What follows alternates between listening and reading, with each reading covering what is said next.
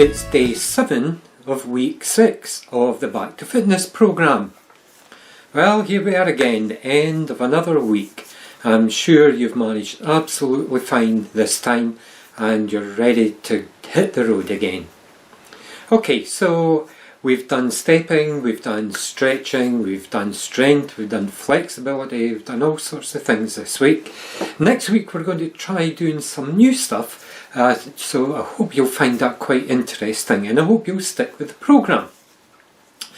For now we need to get this week finished off, so let's get out and do today's workout, which is a 30-minute walk jog session. It's the same one that you've been doing previously this week.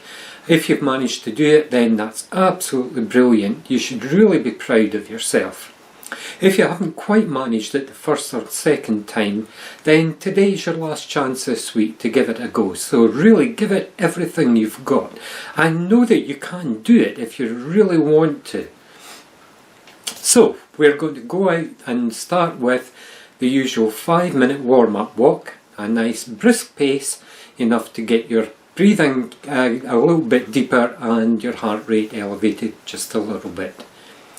Then it's 3 minutes non-stop jog. This should be really no trouble to you at all now. At the end of that we have 1.5 minutes recovery walk, keeping up that nice effort to give us a brisk pace. And then we do our first of the 2 5-minute non-stop jogs.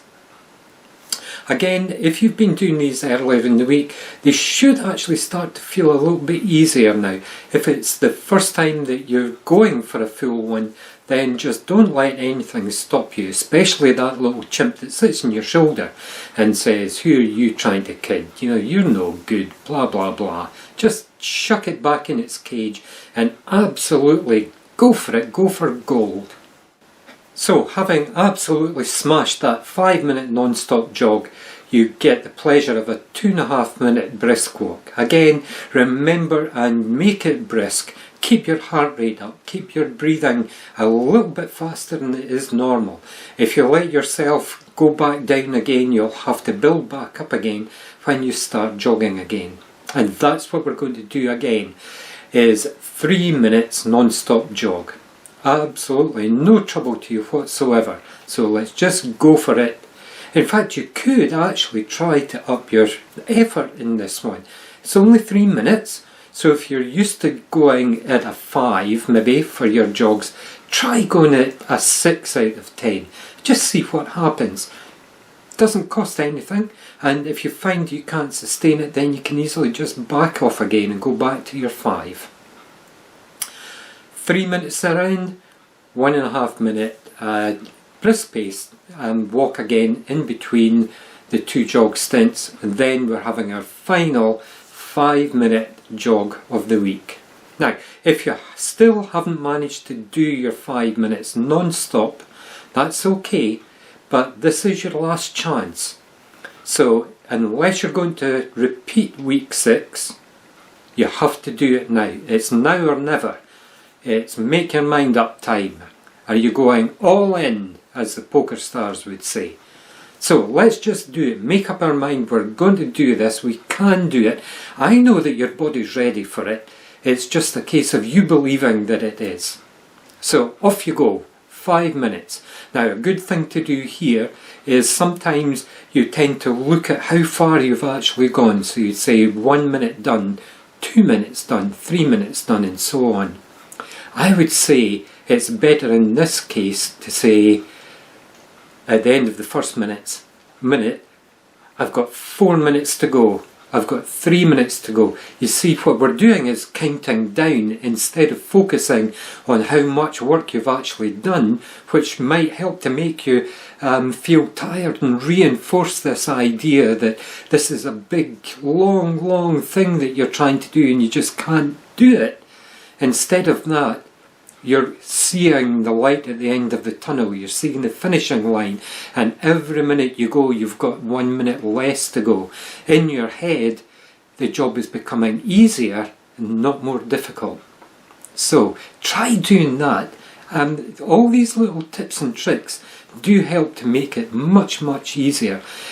it really is 99% a mental thing. Once you get past, the first few weeks of the program, the kind of physical adaptation just goes without saying. It just happens. It becomes more of a mental challenge that you're doing. So let's try it. Let's just say we're going to do this 5 minutes and start off. At the end of this one, I've only got 4 minutes to go. So that's your starting point, is I've only got 4 minutes. Now I've only got 3 minutes. Now I've only got 2. I've only got 1 minute to go. That's it, finished. No, wasn't that fantastic? Right, so over to you. It's all up to you now. Can't really help you. I wish I could be standing alongside cheering you on, but you'll have to make do with imagining that I am. So enjoy your workout. If at the end of the day you still can't do it, if you really can't do it, then that's fine. As I've said a few times, there's no shame in not being able to do things. Failure is always an option. That's always an option. We're not massive heroes here. We're just ordinary people trying just to get a little bit fitter.